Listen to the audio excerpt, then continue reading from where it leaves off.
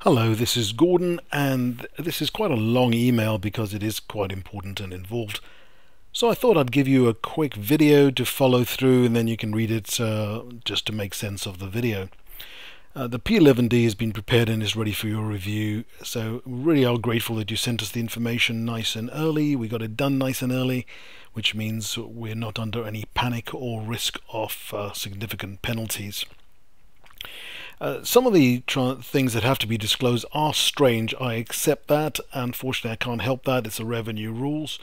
What has to be included and what hasn't got to be included, it changes regularly.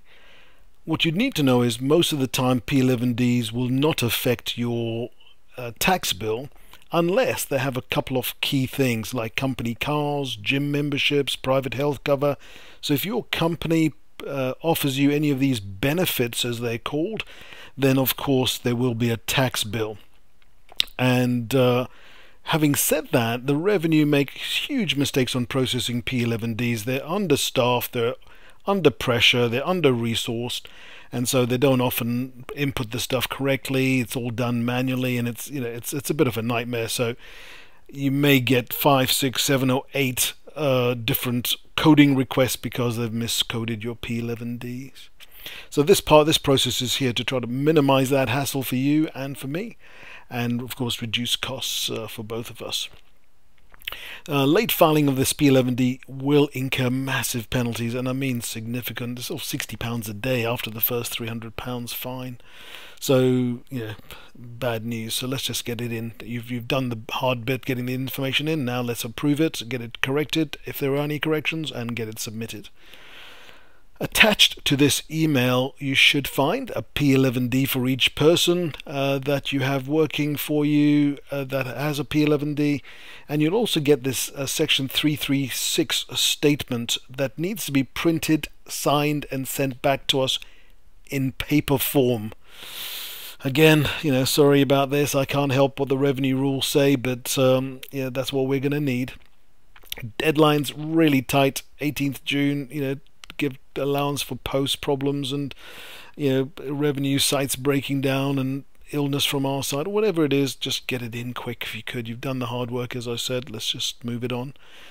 To avoid penalties, look at the notes at the bottom of your P11D page and look for anything specific that you're not sure of or you're concerned about.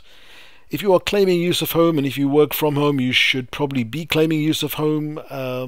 And if you don't, you're probably missing out on some tax benefits we're trying to get for you.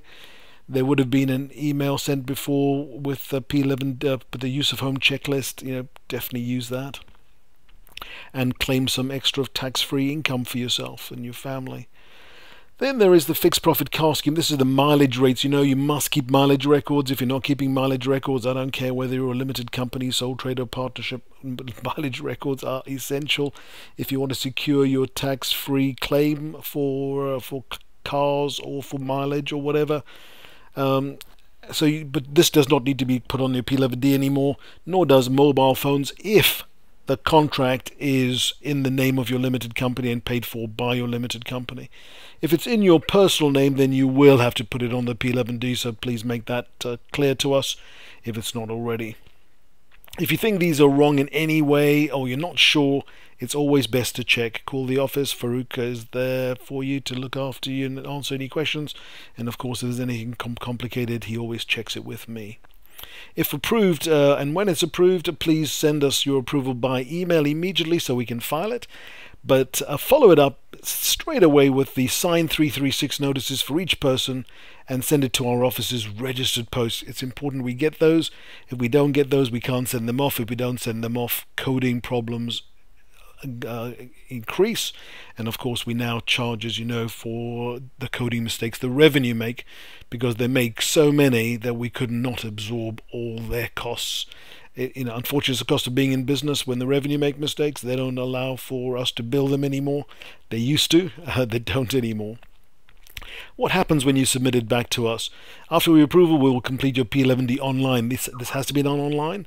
We will download the completed return and send you a copy for your records and personal tax returns. If we do your personal tax returns, of course, we'll retain it and do it for you. And we will, of course, acknowledge receipt of your section 336 that you've sent us in the post. We'll acknowledge that by email. We will also scan it, so we'll always keep a scanned copy of your 336, but the revenue will be sent the copy by post because they want a hard copy of the 336.